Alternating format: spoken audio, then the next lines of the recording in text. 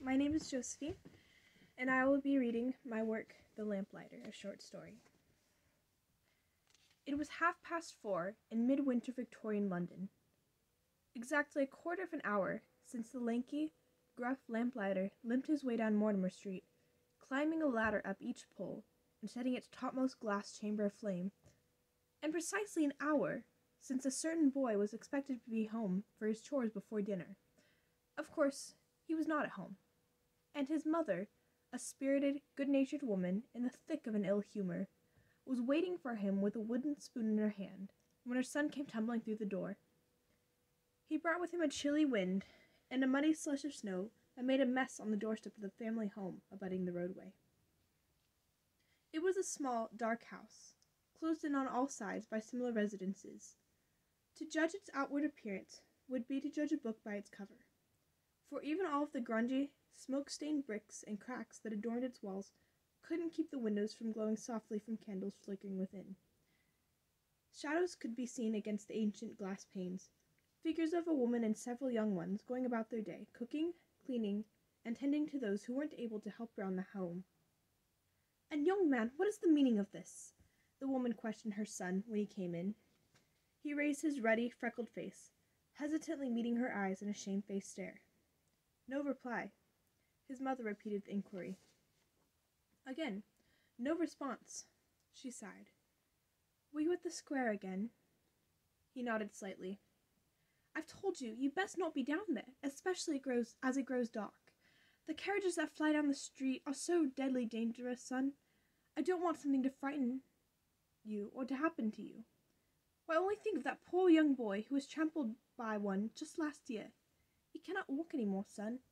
I do wish you to keep that in mind, as something that bad could happen. Or worse." She shivered at the thought. "I was only carrying packages for the gentlemen," he finally answered. "They pay me sometimes tuppence a package, and I've just got 9 here." He held out his fist proudly. Then, just as suddenly, he pulled the fist away, hiding his blackened fingers from behind his back before she noticed. His mother sighed smilingly and shook her head. "Simeon, my boy, you do your mum proud," she began. "And look," Simeon continued, "a brand new scarf." He pulled down the collar of his worn jacket to let the burgundy yarn peek through.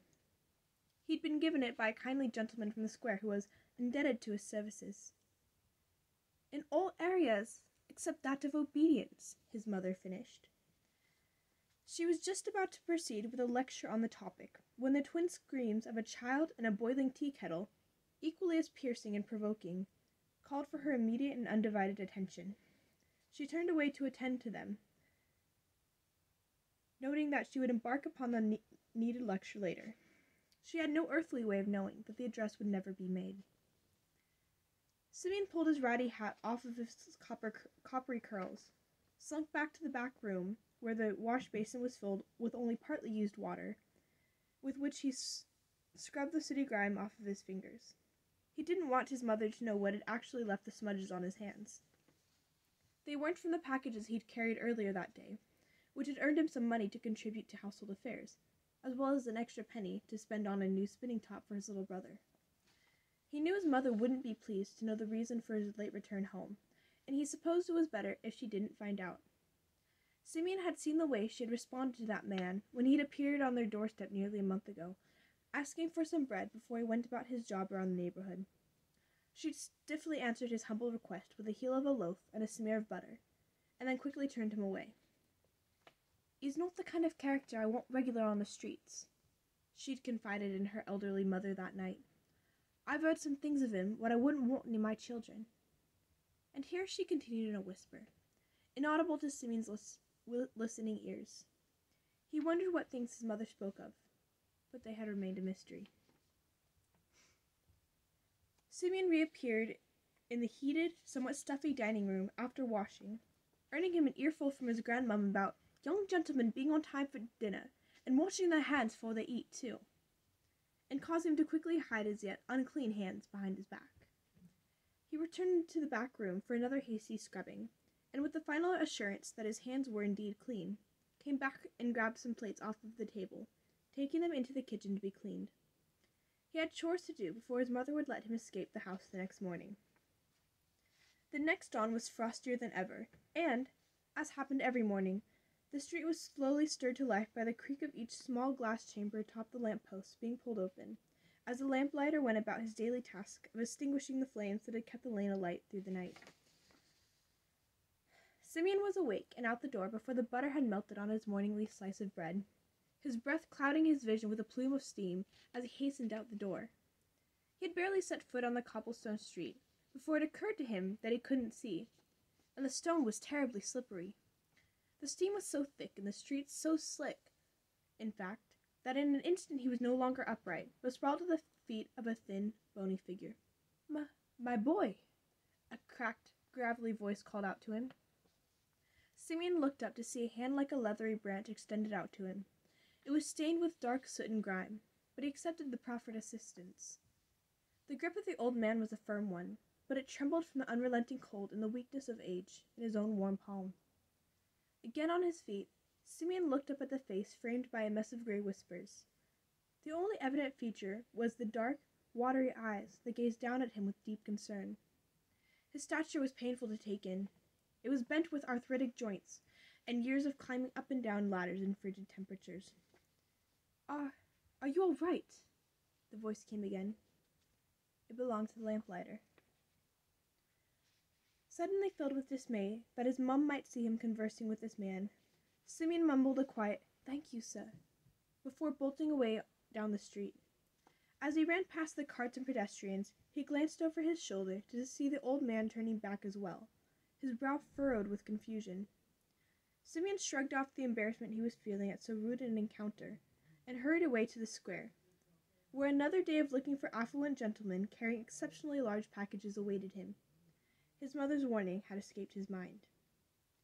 Turning down a dark alleyway, lined with piles of trash, under which resided some scraggly cats, and an occasional roach or two, Simeon burst out of the murky shadows and into the brightness of the square. Tall, drab buildings stretched their spires towards the sky, while gold and silver windows reflecting the rays of the dawning sun glistened in their walls. The square was already bustling with businesses in commotion, with vendors rolling out vibrant displays of bolts of cloth, hand-carved toys, and various other items of interest to the wealthy buyers that frequented the plaza. Horses, dappled and chestnut animals dominating the space along the outer edges of the square, filled the air with a musky scent and the clopping of hooves on glistening gray cobblestone. Hucksters cried out from their booths, shouting out the prospect of candied nuts, silver-plated watches, and pewter dishware. Simeon took his place in the center of the square, where several other young boys had also gathered to seek out those with brimming pockets who would be pleased to have their loads of purchases lightened. He scanned the crowd, fixing his eyes on a tall young gentleman with an odd mustache that curled at the ends.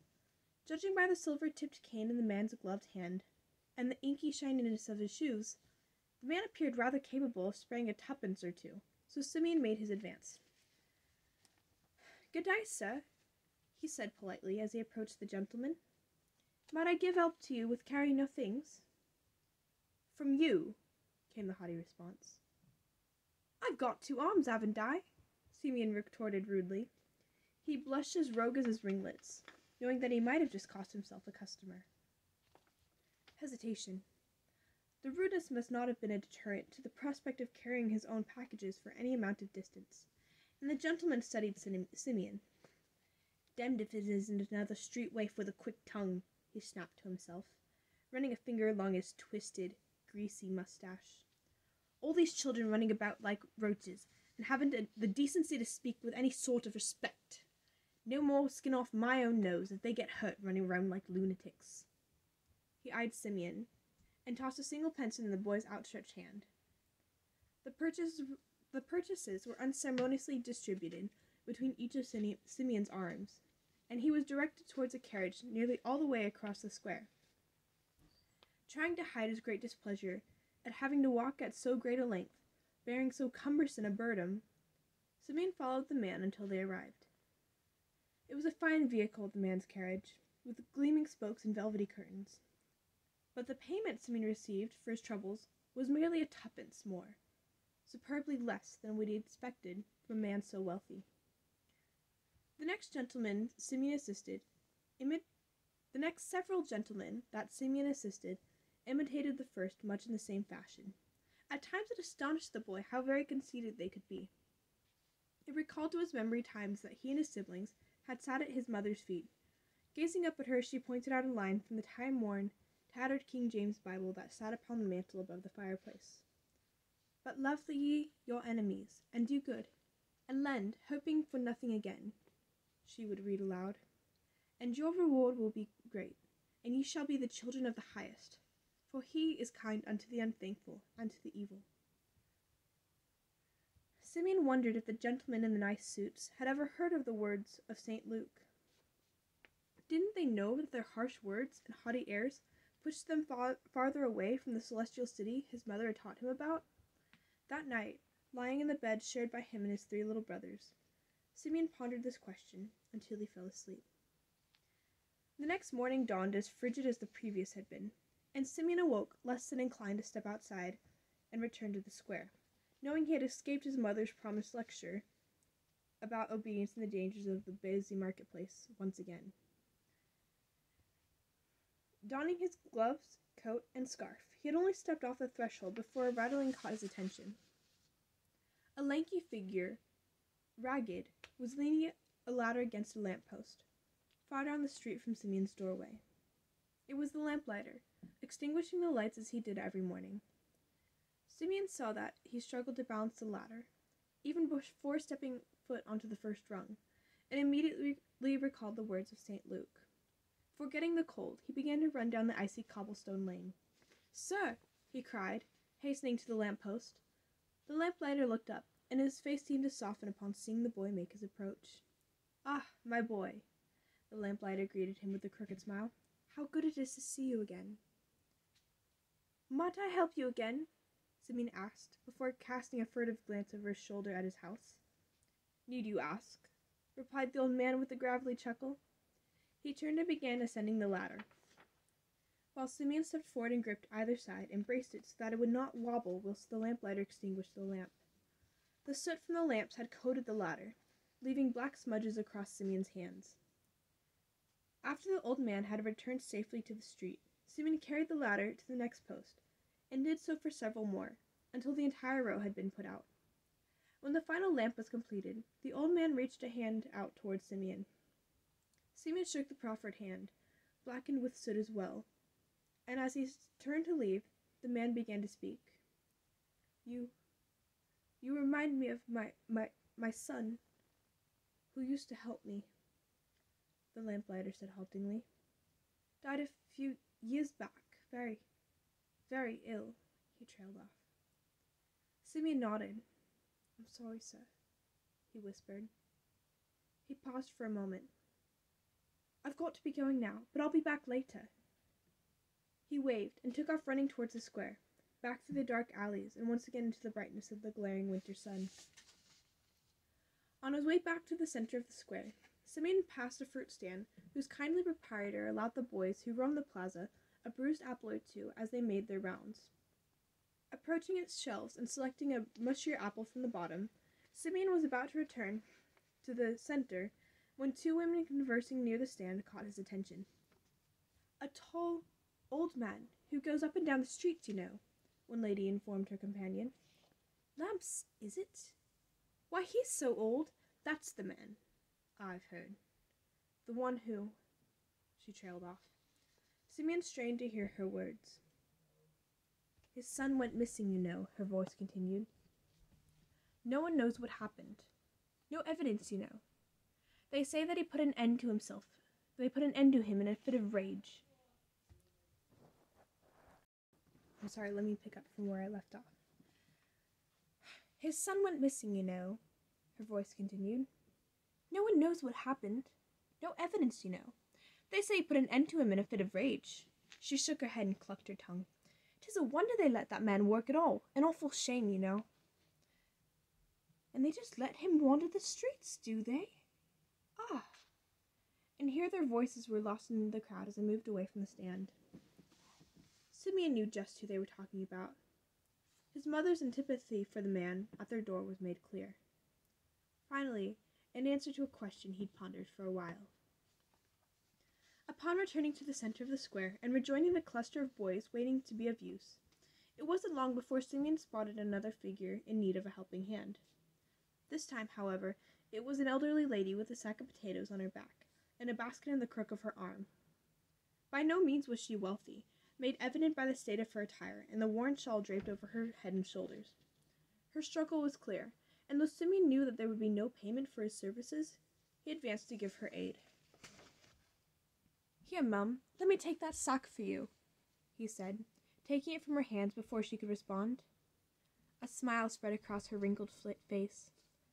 "Why, thank ye, young man, bless ye," she smiled up at him. Inquiring as to her destination, and finding that she was making for her home just outside the square, he walked with her all the way. As they walked, she thanked him again and again. "I've nothing to pay you with," she fussed, "and I doubt you'll be wanting a potato." "It's nothing, Mum," Simeon replied, grinning at her. "I'm happy to help." And she so needed his help, he thought, that it would be wrong of him to not assist her. "You're a good boy," she told him as they arrived at her home. She reached up a hand to ruffle his copper curls. "You're a kind soul, and may God bless you for it. May you arrive safely back at the square, and eat the carriages." As Simeon dashed back to the square, he thought about what he had heard from those two women, as they had discussed that man his mother had been disgusted by. He wondered if the man had really done something horrible, and whether or not he was really a bad person. He shuddered to think that he was helping a man who had blood on his hands. Was he making a ghastly mistake? The thought plagued him, and it raised the hairs on his neck to dwell on it. "You remind me of my son," the old man had told him, gripping Simeon's small warm hand with his great, icy, withered hand. It was terrifying. Could I be his next victim? Simeon wondered to himself. He prayed that the eerie comparison did not ultimately result in his demise, and an imaginary terror that the old man might creep up behind him at any moment kept him anxiously glancing over his shoulder the rest of the day. Lost in thought, Simeon found himself standing idly in the center of the square. Suddenly, a large, cold hand gripped his shoulder. He pictured a tall old man with black hands reaching out for him. Simeon jumped and shouted aloud, whirling around to find an affluent gentleman, laden with recent purchases. "Good God, lad!" the man exclaimed. "I didn't mean to frighten you.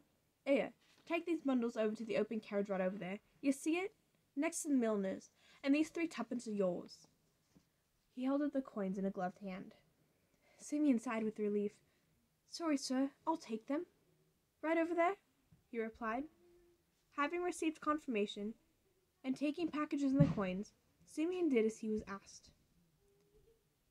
Following the assistance of several more affluent people that day, Simeon was making his way home along the cobblestone streets and back through the alleys. They seemed darker somehow, and he pictured the lamplighter just behind him. His heart raced, but he tried to quiet his thoughts with the assurance that he was nearly home, safe and sound. Besides, Simeon thought to himself, he seems so gentle. How could one so gentle do something so heinous? Dark was falling as he turned the corner of Mortimer Street, and as he drew near his house, he could see the glow of the lamps as they were lit, one by one, down the street. He thought again of the old man, and felt ashamed for the hateful thoughts he had about him. He hoped he wasn't too late, and that all the lamps hadn't yet been lit. He hustled along, head down, eyes fixed on the stone beneath his feet. Lost in his thoughts, he did not hear the clatter that came crashing along the stone from behind him. It was a frightful noise. The boy had no time to respond. The driver of the carriage shrieked a warning, and pulled on the reins of the speeding horses with all his might. To no avail. The wheels creaked as the carriage rocked side to side, and a lady screamed as the horses struck the young boy. The small figure was hurled through the air, and landed in a heap. Silence. The copper curls settled in the snow on the cobblestone street. A gasp. Then silence again. A hoarse cry sounded from under one of the lampposts. A lanky, wizened figure hobbled out onto the street, and fell on his knees next to the figure of the boy. He gazed down at first, and then upward at the carriage, which had come to a halt some feet away. A man with a haughty air and a peculiar mustache leaned out of the window for a moment, surveyed the scene, and shrugged. He said a word to the driver, who flicked his whip and sped off again down the lane. Tears spattered the snow on the street, leaving drops on the slush that had begun to seep into the ragged coat and dampen the fiery curls. Two bony hands, smeared with black soot, clasped the limp, warm hand. Watery eyes filled with tears that ran down his leather cheeks and got lost in the matted beard. Creaky sobs were the only sound on Mortimer Street. A door burst open a few buildings down, and Simeon's mother flew up the lane. "My boy!" she shrieked, throwing herself down on the collapsed form. Time stood still. Perhaps it was only a few minutes, perhaps it was hours, before the woman could lift her tear-stained face to the old man. She gasped for breath, her arms holding the lifeless boy to her heaving body. Her eyes focused for the first time on the man's face. She knew him. "I fed you bread once," she choked. "You fed me," he whispered. "Simeon, how, sobbing. "You knew him?" He helped me. Ladder. He held it for me when I lit the lamps," the old man quavered. "Kind. He was so kind." He paused. "The boy was kind to me, helped me, like my son was. Even when no one else was," he told her. His watery eyes gazed into her own. The boy's mother saw him. For the first time, she saw him. Tears ran down her face.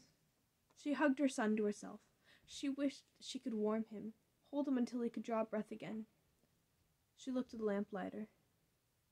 "You knew my son," she hiccuped softly. "He helped me. Kind boy." He wept. "I'm glad I gave you bread," she told him.